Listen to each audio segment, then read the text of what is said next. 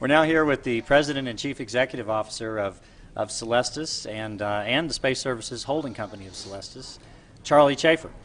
And Charlie's a pioneer of the commercial space industry, going back right to the beginning, although he doesn't look that old. Charlie, welcome, and we'd like to hear a little bit about how you feel today and how did the launch go?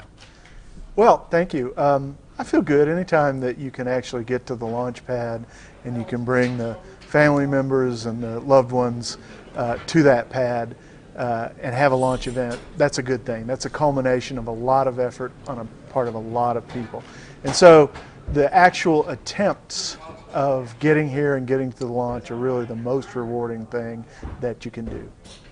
So even though you've done it many times before, how did it feel to hear the countdown, see the ignition, and to see that rocket lift straight off the pad miles and miles up into the air? It was really a little bit of a back to the future moment in the sense that you just keep doing these launches, and everyone is the same and everyone is different. What's same is the enormous fulfillment that comes with seeing something that you've helped to create on that launch pad and flying. What's the same is also the fact that so many people participate and make something happen.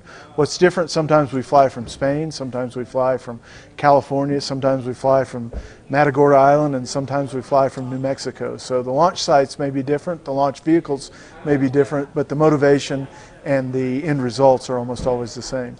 So take us back then to the first time, because this all started as a result of Space Services' first launch way back in the day, 1982, Matagorda Island, Conestoga 1, and you were there.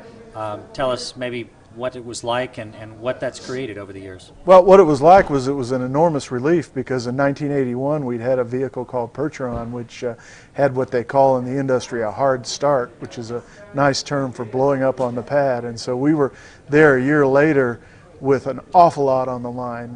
David, Hannah, Deke Slayton, Walt Panino, Lloyd Hackler, all the people that had, Toddy Wynn, all the people that had made that mission come together.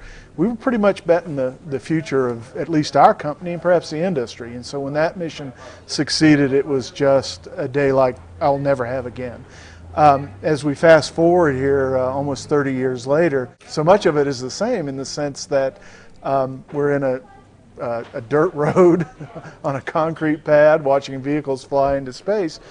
But the other side that's different is there's a multi-billion-dollar commercial launch industry that's everybody is actively involved in, and it's made us a competitive industry worldwide that didn't exist then.